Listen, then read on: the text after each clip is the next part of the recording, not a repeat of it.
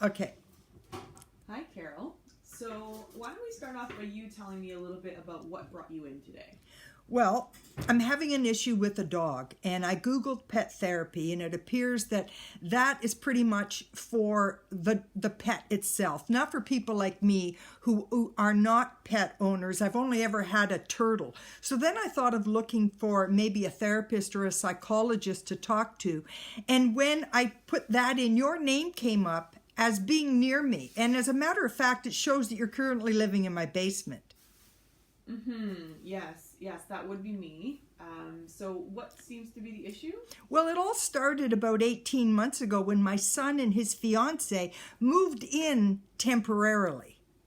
Yes, and is that what's causing the problem? Well, that causes problems, but that's other sessions. The truth is the issues are more around the firstborn that they brought with them in the form of their beloved dog.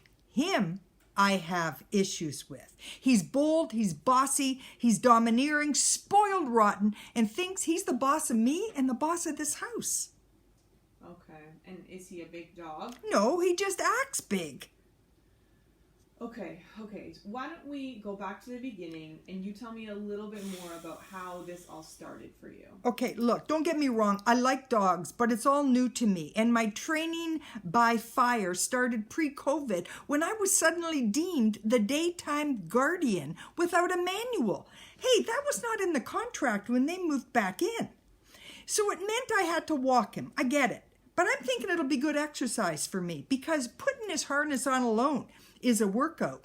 But when we're out there walking, it reminded me of when I used to golf with my dad when he had prostate issues and he'd have to take a leak on every other hole. And the same with this dog. We take 2 steps forward, 1 step back because every 10 yards he's stopping to take a leak. And there I stand and I wait.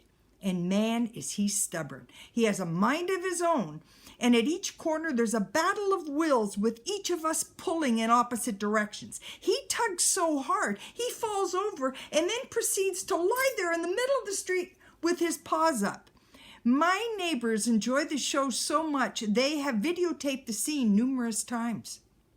Wow, so he must be a pretty powerful dog then to outmuscle you because you look like a strong woman. I weigh 175. I have big bones.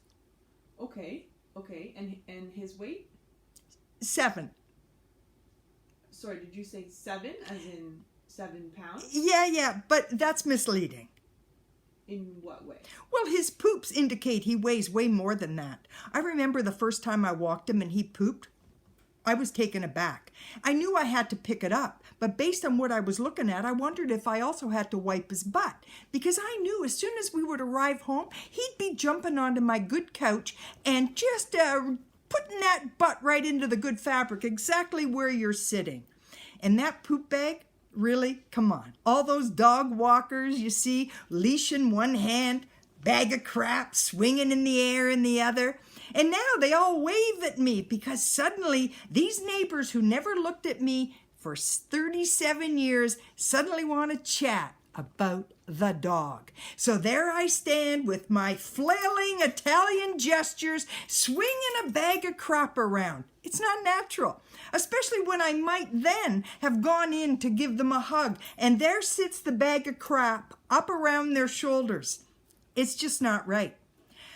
But I guess it's better that than not picking it up at all and stepping in it. And don't get me going on that one.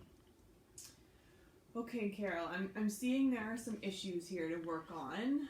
If you're open to it, I think maybe it would be best if we scheduled a follow-up session that would be joint with the dog. Okay, we'll do that. Stay well.